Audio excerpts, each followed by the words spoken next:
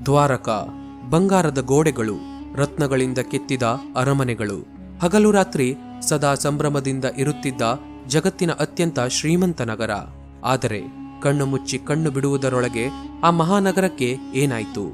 ದ್ವಾರಕ ನಿಜವಾಗಿಯೂ ಸಮುದ್ರದೊಳಗೆ ಮುಳುಗಿತ್ತ, ಅಥವಾ ಅದೊಂದು ಕಟ್ಟುಕತೆಯ? ಇಡೀ ಜಗತ್ತನ್ನೇ ತನ್ನ ಬೆರಳ ತುದಿಯಲ್ಲಿ ನಡುಗಿಸುತ್ತಿದ್ದ ಕೃಷ್ಣನ ಮರಣದ ನಂತರ ಆತನ ಸ್ವಂತ ನಗರಕ್ಕೆ ಇಂಥ ಪರಿಸ್ಥಿತಿ ಯಾಕೆ ಬಂತು? ಮಹಾಭಾರತ ಯುದ್ಧವನ್ನ ಗೆಲ್ಲಿಸಿದ ಮಹಾಪರಾಕ್ರಮಿ ಅರ್ಜುನ ಕಣ್ಣೆದುರೇ ಇದ್ದರು. ಆತನಿಗೆ ದ್ವಾರಕೆಯ ಹೆಣ್ಣು ಮಕ್ಕಳನ್ನ ಕಣ್ಣೀರ ಹನಿಯಿಂದ ರಕ್ಷಿಸಲು ಯಾಕೆ ಸಾಧ್ಯವಾಗಲಿಲ್ಲ? ಕೃಷ್ಣನ ಸ್ವಂತ ರಕ್ತ, ಆತನ ಯಾದವ ವಂಶದ ಕೋಟಿ ಕೋಟಿ ವೀರರು ಒಬ್ಬರನ್ನೊಬ್ಬರು ಕಡಿದುಕೊಂಡು ಹೇಗೆ ಮಣ್ಣಾದರು? ಇಡೀ ಪ್ರಪಂಚವೇ ಹೆದರುತ್ತಿದ್ದ ಒಂದು ಮಹಾನ್ ಸಾಮ್ರಾಜ್ಯ ಕೇವಲ ಕೆಲವು ದಿನಗಳಲ್ಲಿ ಭೂಮಿಯ ಮೇಲಿಂದಲೇ ಕಣ್ಮರೆಯಾಗಿ ಹೋಗಲು ಕಾರಣವೇನು?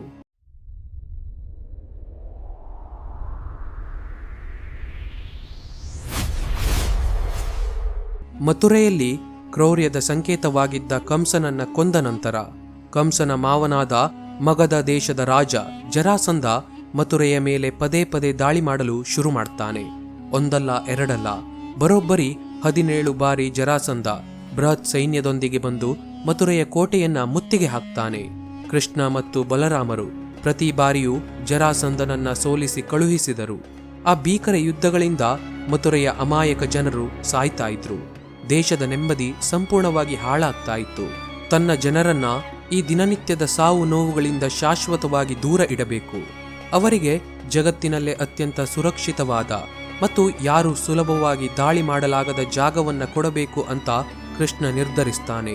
ಹಾಗೆ ಸುರಕ್ಷಿತವಾದ ಜಾಗವನ್ನ ಹುಡುಕುತ್ತಾ ಕೃಷ್ಣ ಭಾರತದ ಪಶ್ಚಿಮ ತೀರದ ವಿಶಾಲವಾದ ಸಮುದ್ರದ ದಂಡೆಯ ಮೇಲೆ ಬಂದು ನಿಲ್ತಾನೆ. ಆ ಸುಂದರ ಜಾಗವೇ ಮುಂದೆ ದ್ವಾರಕ ಎಂದು ಹೆಸರಾಯಿತು. ಆದರೆ ಅಲ್ಲಿ ನಗರ ಕಟ್ಟಲು ಯಾವುದೇ ಭೂಮಿ ಇರುವುದಿಲ್ಲ. ಕೇವಲ ಎಲ್ಲೆಲ್ಲೂ ಅಬ್ಬರಿಸುವ ವಿಶಾಲವಾದ ಸಮುದ್ರ ಮಾತ್ರವಿತ್ತು. ಆಗ ಕೃಷ್ಣ ಸಮುದ್ರ ರಾಜನನ್ನ ಪ್ರಾರ್ಥಿಸಿ ತನ್ನ ಜನರಿಗಾಗಿ ಸ್ವಲ್ಪ ಜಾಗವನ್ನ ಬಿಟ್ಟುಕೊಡುವಂತೆ ಕೇಳಿಕೊಳ್ತಾನೆ. ಕೃಷ್ಣನ ದೈವಿ ಶಕ್ತಿ ಮತ್ತು ಮಾತಿಗೆ ಗೌರವ ಕೊಟ್ಟು ಸಮುದ್ರ ರಾಜ 12 ಯೋಜನೆಯಷ್ಟು ಹಿಂದೆ ಸರಿದು ಒಣಭೂಮಿಯನ್ನ ಮಾಡಿಕೊಡ್ತಾನೆ. ಕೃಷ್ಣ ತಕ್ಷಣವೇ ದೇವಶಿಲ್ಪಿ ವಿಶ್ವಕರ್ಮನನ್ನ ಆಹ್ವಾನಿಸಿ ಅಲ್ಲಿಯವರೆಗೆ ಇಡೀ ಜಗತ್ತೇ ಕಾಣದಂತಹ ಒಂದು ಅದ್ಭುತ ಸುಂದರ ಮತ್ತು ಅಭೇದ್ಯ ನಗರಿಯನ್ನ ನಿರ್ಮಿಸಲು ಆಜ್ಞೆ ಮಾಡ್ತಾನೆ. ವಿಶ್ವಕರ್ಮ ತನ್ನ ಇಡೀ ಶಿಲ್ಪಕಲೆಯ ಶಕ್ತಿಯನ್ನ ಧಾರೆ ಎರೆದು ಆ ನಗರವನ್ನ ಸೃಷ್ಟಿಸ್ತಾನೆ.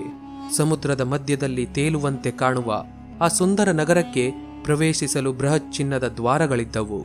ಅದಕ್ಕಾಗಿಯೇ ಆ ಪವಿತ್ರ ನಗರಕ್ಕೆ ದ್ವಾರಕಾ ಎಂದು ಹೆಸರು ಬಂತು. ದ್ವಾರಕೆಯ ವೈಭವ ಎಂಥದ್ದು ಅಂದರೆ ಅದನ್ನ ಕೇವಲ ಕಣ್ಣುಗಳಿಂದ ನೋಡಿ ನಂಬಲು ಸಾಧ್ಯವಿರಲಿಲ್ಲ. ನಗರದ ರಸ್ತೆಗಳು ವಿಶಾಲವಾಗಿದ್ದವು. ಸುಂದರವಾದ ಉದ್ಯಾನವನಗಳಿದ್ದವು. ಸದಾ ಹೂವುಗಳ ಸುಗಂಧ ಗಾಳಿಯಲ್ಲಿ ತೇಲಿ ಬರುತ್ತಾ ಇತ್ತು. ನಗರದ ಮಧ್ಯದಲ್ಲಿದ್ದ ಕೃಷ್ಣನ ಅರಮನೆಯಂತೂ ಸಾಕ್ಷಾತ್ ದೇವಲೋಕದಂತಿತ್ತು. ಆ ಅರಮನೆಯ ಗೋಡೆಗಳಿಗೆ ಹರಳು ವಜ್ರ ವೈಡೂರ್ಯಗಳನ್ನ ಕೆತ್ತಲಾಗಿತ್ತು. ರಾತ್ರಿ ಸಮಯದಲ್ಲಿ ದ್ವಾರಕೆಯ ಬೀದಿಗಳಲ್ಲಿ ದೀಪ ಹಚ್ಚುವ ಅಗತ್ಯವೇ ಇರಲಿಲ್ಲ. ಯಾಕೆ ಅಂದ್ರೆ ಅಲ್ಲಿನ ಮನೆಗಳ ಗೋಡೆಗಳಿಗೆ ಕೆತ್ತಿದ ರತ್ನಗಳೇ ಇಡೀ ನಗರಕ್ಕೆ ಬೆಳಕು ನೀಡ್ತಾ ಇದ್ವು. ಬಡತನ ಅನ್ನೋದು ದ್ವಾರಕೆಯಲ್ಲಿ ಯಾರಿಗೂ ಗೊತ್ತೇ ಇರಲಿಲ್ಲ. ಪ್ರತಿಯೊಬ್ಬರ ಮನೆಯಲ್ಲೂ ಚಿನ್ನದ ಪಾತ್ರೆಗಳಿದ್ದವು. ಎಲ್ಲರೂ ನೆಮ್ಮದಿಯಿಂದ ಸಂತೋಷದಿಂದ ಬದುಕ್ತಾ ಇದ್ರು. ಈ ದ್ವಾರಕೆಗೆ ಕಾವಲಾಗಿದ್ದವರು ಯಾದವರು. ಕೃಷ್ಣನ ನೇತೃತ್ವದಲ್ಲಿ ಯಾದವ ವಂಶದ ಶಕ್ತಿ ದಿನದಿಂದ ದಿನಕ್ಕೆ ಬೆಟ್ಟದಂತೆ ಬೆಳೆಯುತ್ತಾ ಇತ್ತು. ಸತ್ಯಕಿ, ಕೃತವರ್ಮ, ಪ್ರದ್ಯುಮ್ನ, ಸಾಂಬನಂತಹ ಮಹಾವೀರರು ಯಾದವ ಸೈನ್ಯದಲ್ಲಿದ್ದರು. ಇವರ ಶೌರ್ಯ ಎಂಥದ್ದು ಅಂದರೆ ಇಡೀ ಪ್ರಪಂಚದ ಸೈನ್ಯ ಒಂದು ಕಡೆ ನಿಂತರೂ ಯಾದವರನ್ನ ಸೋಲಿಸುವುದು ಅಸಾಧ್ಯವಾಗಿತ್ತು. ಕೃಷ್ಣನ ಆಡಳಿತದಲ್ಲಿ ಪ್ರಜೆಗಳಿಗೆ ಯಾವುದೇ ಕೊರತೆ ಇರಲಿಲ್ಲ. ನ್ಯಾಯ, ಧರ್ಮ ಮತ್ತು ಸಮೃದ್ಧಿ ದ್ವಾರಕೆಯ ಪ್ರತಿ ಮನೆಯಲ್ಲೂ ತುಂಬಿ ತುಳುಕ್ತಾ ಇತ್ತು. ಕೃಷ್ಣ ಸಿಂಹಾಸನದ ಮೇಲೆ ಕುಳಿತು ಇಡೀ ನಗರವನ್ನ ಮುಗುಳ್ನಗೆಯಿಂದ ನೋಡಿಕೊಳ್ತಾ ಇದ್ದ.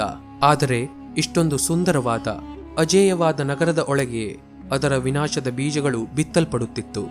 ಮಹಾಭಾರತದ ಕೌರವರ ಮತ್ತು ಪಾಂಡವರ ನಡುವಿನ ಭೀಕರ ಯುದ್ಧ ಮುಗಿದಿತ್ತು. ಯುದ್ಧ ಭೂಮಿಯಲ್ಲಿ ತನ್ನ 100 ಜನ ಮಕ್ಕಳನ್ನ ಕಳೆದುಕೊಂಡು ಕಣ್ಣೀರು ಹಾಕುತ್ತಿದ್ದ ಗಾಂಧಾರಿಯ ಬಳಿಗೆ ಕೃಷ್ಣ ಬರ್ತಾನೆ. ಕೃಷ್ಣನನ್ನ ನೋಡಿದ ತಕ್ಷಣ ಗಾಂಧಾರಿಯ ದುಃಖ ಕೋಪವಾಗಿ ಬದಲಾಯಿತು. ಅವಳು ಕೃಷ್ಣನ ಕಡೆಗೆ ಬೆರಳು ಮಾಡಿ, ಕೃಷ್ಣ, ನೀನು ಮನಸ್ಸು ಮಾಡಿದ್ದರೆ ಈ ಮಹಾಯುದ್ಧವನ್ನ ತಡೆಯಬಹುದಿತ್ತು, ನನ್ನ ಮಕ್ಕಳನ್ನ ಉಳಿಸಬಹುದಿತ್ತು. ಆದರೆ ನೀನು ಹಾಗೆ ಮಾಡಲಿಲ್ಲ. ನನ್ನ ಮಕ್ಕಳು ಒಬ್ಬರನ್ನೊಬ್ಬರು ಹೊಡೆದುಕೊಂಡು ಹೇಗೆ ನಾಶವಾದರೋ ಅದೇ ರೀತಿ ನಿನ್ನ ಕಣ್ಣೆದುರೇ ನಿನ್ನ ಯಾದವ ವಂಶದವರು ಒಬ್ಬರನ್ನೊಬ್ಬರು ಹೊಡೆದಾಡಿಕೊಂಡು ಸಾಯಲಿ. ಇಂದು ನಾನು ಎಷ್ಟು ನರಳುತ್ತಿದ್ದೇನೋ ಅಷ್ಟೇ ನರಕವನ್ನ ನೀನು ನೋಡು. ಇಂದಿಗೆ 36ನೇ ವರ್ಷಕ್ಕೆ ನಿನ್ನ ದ್ವಾರಕಾ ನಗರ ಕಣ್ಮರೆಯಾಗಲಿ, ನಿನ್ನ ವಂಶವೇ ಇಲ್ಲದಂತಾಗಲಿ ಅಂತ ಶಾಪ ನೀಡುತ್ತಾಳೆ. ಆಗ ಕೃಷ್ಣ ಆ ಶಾಪವನ್ನ ದ್ವೇಷದಿಂದ ನೋಡದೆ ಮುಗುಳ್ನಗುತ್ತಾ ಒಪ್ಪಿಕೊಳ್ತಾನೆ.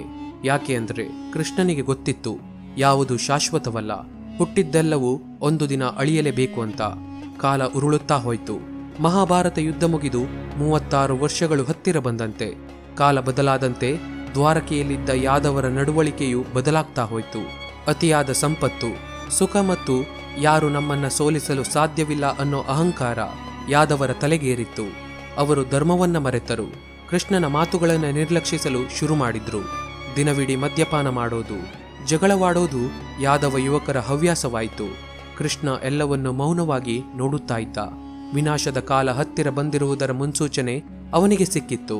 ಒಂದು ದಿನ ಮಹರ್ಷಿ ವಿಶ್ವಾಮಿತ್ರ, ಕಣ್ವ ಮತ್ತು ನಾರದರು ದ್ವಾರಕೆಗೆ ಬರ್ತಾರೆ.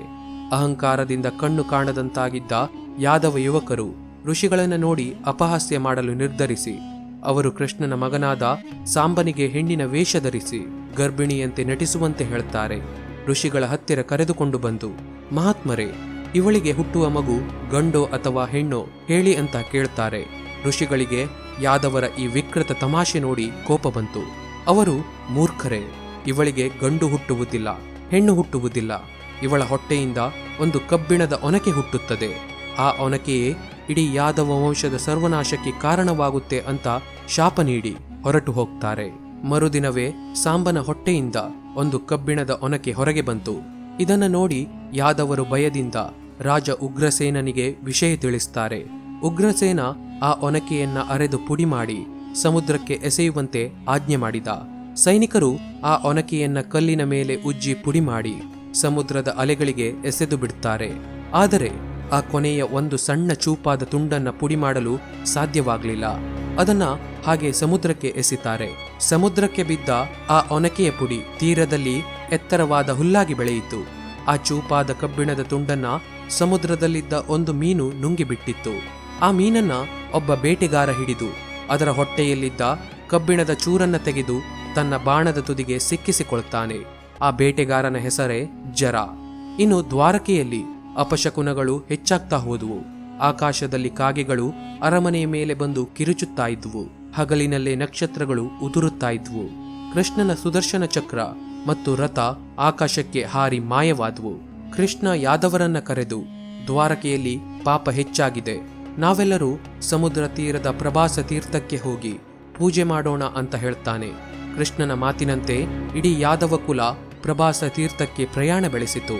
ಆದರೆ ಅಲ್ಲಿಗೆ ಹೋದ ಮೇಲೆಯೂ ಅವರ ಬುದ್ಧಿ ಬದಲಾಗಲಿಲ್ಲ. ಅಲ್ಲಿಯೂ ಅವರು ಮದ್ಯಪಾನ ಮಾಡಿ ಪರಸ್ಪರ ಹೊಡೆದಾಡಿಕೊಳ್ಳಲು ಶುರು ಮಾಡಿದ್ರು. ಸತ್ಯಕಿ ಮತ್ತು ಕೃತವರ್ಮನ ನಡುವೆ ಶುರುವಾದ ಜಗಳ ಇಡೀ ಯಾದವ ವಂಶಕ್ಕೆ ಹರಡಿತ್ತು. ಅವರು ಒಬ್ಬರನ್ನೊಬ್ಬರು ಕೊಲ್ಲಲು ಆಯುಧಗಳನ್ನು ಹುಡುಕ್ತಾರೆ. ಆದರೆ ಅಲ್ಲಿ ಯಾವುದೇ ಆಯುಧಗಳಿರಲಿಲ್ಲ. ಆಗ ಅವರ ಕಣ್ಣಿಗೆ ಬಿದ್ದದ್ದು ಸಮುದ್ರ ತೀರದಲ್ಲಿ ಬೆಳೆದಿದ್ದ ಆ ಎತ್ತರದ ಹುಲ್ಲು.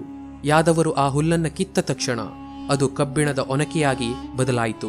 ತಂದೆ ಮಗನನ್ನ ಕೊಂದರೆ ಅಣ್ಣ ತಮ್ಮನನ್ನ ಕೊಂದ. ಕೃಷ್ಣ ತಡೆಯಲು ಪ್ರಯತ್ನಿಸಿದರು, ಯಾರು ಕೇಳಲೇ ಇಲ್ಲ. ಕೇವಲ ಕೆಲವು ಗಂಟೆಗಳಲ್ಲಿ ಇಡೀ ಪ್ರಪಂಚವೇ ಆಳುತ್ತಿದ್ದ ಕೋಟಿ ಕೋಟಿ ಯಾದವರು ಒಬ್ಬರನ್ನೊಬ್ಬರು ಕಡಿದುಕೊಂಡು ಹೆಣವಾಗಿ ಬೀಳ್ತಾರೆ. ಇಡೀ ಪ್ರಭಾಸ ತೀರ್ಥ ರಕ್ತದ ಕೆರೆಯಾಯಿತು.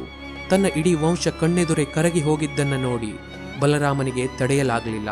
ಆತ ಸಮುದ್ರದ ದಂಡೆಯ ಮೇಲೆ ಕುಳಿತು ಕಣ್ಣು ಮುಚ್ಚಿ ಧ್ಯಾನಕ್ಕೆ ಕುಳಿತು ಬಿಡುತ್ತಾನೆ.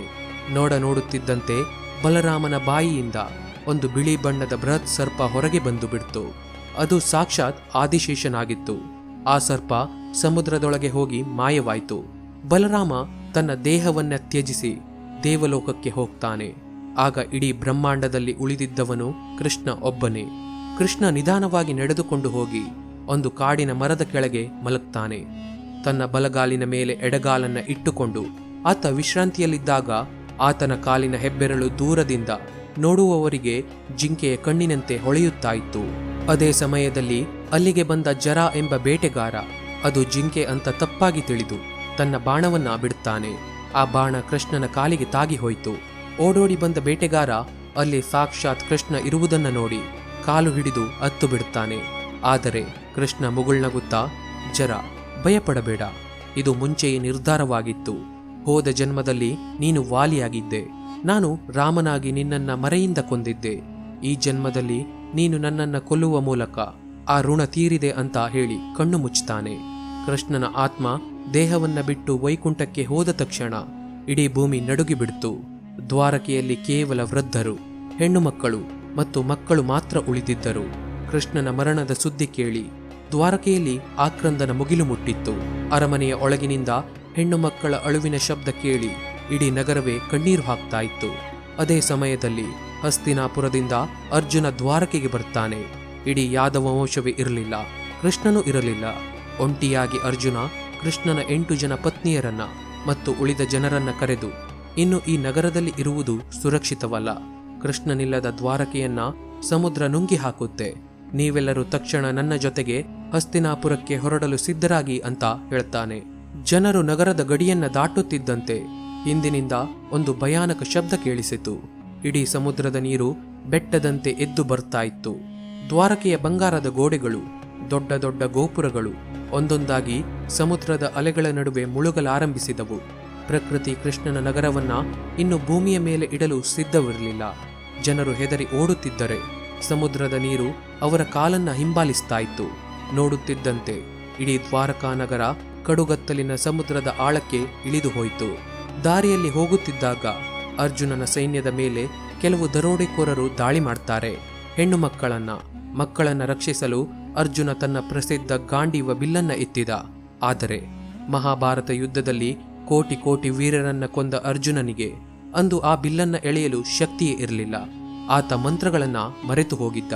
ಯಾಕೆ ಅಂದ್ರೆ ಕೃಷ್ಣನಿಲ್ಲದ ಅರ್ಜುನ ಕೇವಲ ಸಾಮಾನ್ಯ ಮನುಷ್ಯನಾಗಿದ್ದ. ಕಣ್ಣೆದುರೇ ದರೋಡೆಕೋರರು ಕೃಷ್ಣನ ಕುಟುಂಬದವರನ್ನ ಕರೆದುಕೊಂಡು ಹೋಗುತ್ತಿದ್ದರು. ಅರ್ಜುನನಿಗೆ ಏನು ಮಾಡಲು ಸಾಧ್ಯವಾಗಲಿಲ್ಲ. ಅರ್ಜುನ ಅಸಹಾಯಕತೆಯಿಂದ ಕಣ್ಣೀರು ಹಾಕುತ್ತಾ ನಿಂತು ಬಿಡುತ್ತಾನೆ. ಕೃಷ್ಣನ ಶಕ್ತಿ ಹೋದ ಮೇಲೆ ತನ್ನ ಶಕ್ತಿಯು ಮುಗಿದಿದೆ ಅಂತ ಆಗ ಅವನಿಗೆ ಅರ್ಥವಾಯಿತು. ಉಳಿದ ಕೃಷ್ಣನ ಪತ್ನಿಯರು ಮತ್ತು ಯಾದವ ವಂಶದ ಕೆಲವು ಮಕ್ಕಳು ಹಸ್ತಿನಾಪುರವನ್ನ ತಲುಪ್ತಾರೆ. ಕೃಷ್ಣನ ಮೊಮ್ಮಗನಾದ ವಜ್ರನಿಗೆ ಅರ್ಜುನ ಮಥುರೆಯ ರಾಜನನ್ನಾಗಿ ಪಟ್ಟಾಭಿಷೇಕ ಮಾಡಿದ. ಈ ರೀತಿಯಾಗಿ ಒಂದು ಮಹಾನ್ ಸಾಮ್ರಾಜ್ಯ ಕಣ್ಣೀರ ಕಥೆಯಲ್ಲಿ ಮುಳುಗಿ ಹೋಯಿತು. ಆದರೆ ಇಂದಿಗೂ ಗುಜರಾತ್ನ ಕಡಲ ತೀರದಲ್ಲಿ ನಿಂತು ಸಮುದ್ರವನ್ನ ನೋಡಿದರೆ ದ್ವಾರಕೆಯ ಆ ಹಳೆಯ ಘನತೆ ಕಣ್ಣಿಗೆ ಕಟ್ಟಿದಂತೆ ಕಾಣುತ್ತೆ. ಇತ್ತೀಚಿನ ವರ್ಷಗಳಲ್ಲಿ ಪುರಾತತ್ವ ಇಲಾಖೆಯ ವಿಜ್ಞಾನಿಗಳು ಸಮುದ್ರದ ಆಳಕ್ಕೆ ಇಳಿದು ಸಂಶೋಧನೆ ನಡೆಸಿದಾಗ ಅಲ್ಲಿ ದೊಡ್ಡ ದೊಡ್ಡ ಕಲ್ಲಿನ ಗೋಡೆಗಳು, ಬಾಗಿಲುಗಳು ಮತ್ತು ಹಳೆಯ ನಾಣ್ಯಗಳು ಪತ್ತೆಯಾಗಿವೆ. ಅವು ಮಹಾಭಾರತ ಕಾಲದ ದ್ವಾರಕ ನಗರದ್ದೇ ಅಂತ ವಿಜ್ಞಾನಿಗಳು ಒಪ್ಪಿಕೊಂಡಿದ್ದಾರೆ. ಅಂದರೆ ಕೃಷ್ಣ ಬದುಕಿದ್ದ ದ್ವಾರಕ ಕೇವಲ ಕಥೆಯಲ್ಲ, ಅದು ನಮ್ಮ ಇತಿಹಾಸ. ಇನ್ನು ಕೃಷ್ಣನ ಮರಣ ಮತ್ತು ದ್ವಾರಕೆಯ ಮುಳುಗುವಿಕೆಯೊಂದಿಗೆ ಇಡೀ ಜಗತ್ತಿನಲ್ಲಿ ಒಂದು ಮಹಾನ್ ಯುಗ ಅಂತ್ಯವಾಯಿತು. ಅದೇ ದ್ವಾಪರ ಯುಗ. ಕೃಷ್ಣ ಈ ಭೂಮಿಯನ್ನ ಬಿಟ್ಟು ಹೋದ ಮರುಕ್ಷಣವೇ ಭೂಮಿಯ ಮೇಲೆ ಕಲಿಯುಗ ಕಾಲಿಟ್ಟಿದ್ದು. ಆ ಬಂಗಾರದ ನಗರಿ ದ್ವಾರಕ ಸಮುದ್ರದ ಆಳದಲ್ಲಿ ಮೌನವಾಗಿ ಮಲಗಿದೆ. ಆದರೆ ಅದು ನಮಗೆ ಒಂದು ದೊಡ್ಡ ಸತ್ಯವನ್ನ ಹೇಳಿಕೊಡುತ್ತೆ. ಎಷ್ಟು ದೊಡ್ಡ ಸಾಮ್ರಾಜ್ಯವೇ ಇರಲಿ, ಎಷ್ಟು ಕೋಟಿ ಸಂಪತ್ತೇ ಇರಲಿ, ಧರ್ಮ ಮತ್ತು ವಿನಯ ಇಲ್ಲದಿದ್ದರೆ ಅದು ಒಂದೇ ಕ್ಷಣದಲ್ಲಿ ಮಣ್ಣಾಗಿ ಹೋಗುತ್ತದೆ. ಕೃಷ್ಣ ಹೋದ ಮೇಲೆಯೂ ಆತನ ನೆನಪುಗಳು, ಆತ ಹೇಳಿದ ಭಗವದ್ಗೀತೆಯ ಮಾತುಗಳು ಇಂದಿಗೂ ನಮ್ಮ ಮನಸ್ಸಿನಲ್ಲಿ ಜೀವಂತವಾಗಿದೆ. ಯುಗಗಳು ಬದಲಾಗಬಹುದು, ನಗರಗಳು ಮುಳುಗಬಹುದು, ಆದರೆ ಧರ್ಮದ ಹಾದಿ ಮತ್ತು ಕೃಷ್ಣನ ಪ್ರೀತಿ ಎಂದಿಗೂ ಅಳಿಯುವುದಿಲ್ಲ. ಆ ದ್ವಾರಕೆಯ ಅಲೆಗಳು ಇಂದಿಗೂ ಕಡಲ ತೀರಕ್ಕೆ ಬಂದು ಅಪ್ಪಳಿಸುವಾಗ ಕೃಷ್ಣ ಕೃಷ್ಣ ಅನ್ನೋ ಧ್ವನಿ ಕೇಳಿಸಿದಂತೆ ಭಾಸವಾಗುತ್ತೆ. ಸ್ನೇಹಿತರೆ, ಇದು ಇವತ್ತಿನ ವಿಡಿಯೋ. ಈ ವಿಡಿಯೋ ಇಷ್ಟ ಆಗಿದ್ರೆ ಖಂಡಿತ ಒಂದು ಲೈಕ್ ಮಾಡಿ. ಹಾಗೆ ನಿಮ್ಮ ಅಭಿಪ್ರಾಯವನ್ನ ಕಮೆಂಟ್ ಮಾಡುವುದರ ಮೂಲಕ ತಿಳಿಸಿ. ಇದೇ ಥರ ಇನ್ನೂ ಹೆಚ್ಚಿನ ವಿಡಿಯೋಗಳಿಗಾಗಿ ನಮ್ಮ ಯೂಟ್ಯೂಬ್ ಚಾನಲನ್ನು ಸಬ್ಸ್ಕ್ರೈಬ್ ಮಾಡ್ಕೊಳ್ಳಿ. ಇನ್ನೊಂದು ಇಂಟ್ರೆಸ್ಟಿಂಗ್ ಇನ್ಫಾರ್ಮೇಟಿವ್ ವಿಡಿಯೋ ಜೊತೆ ನಿಮ್ಮನ್ನು ಮತ್ತೆ ಭೇಟಿಯಾಗ್ತೇನೆ. ಧನ್ಯವಾದ.